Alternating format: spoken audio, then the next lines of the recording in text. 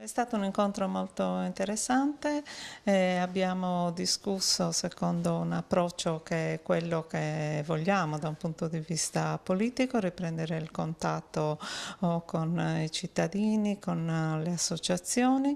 Accettiamo sempre questo confronto perché non viene da una negazione su tutto, ma viene invece anche con delle proposizioni, con delle soluzioni che vengono naturalmente portate al vaglio della politica. È un approccio di tipo costruttivo su cui noi vogliamo confrontarci e vogliamo costruire le nostre posizioni, i nostri progetti. È chiaro che tutti i punti sollevati dalle associazioni rientrano nella programmazione e nella pianificazione energetica regionale, quindi ripartire dal piano energetico regionale è per noi fondamentale, questo è stato un punto di grande condivisione.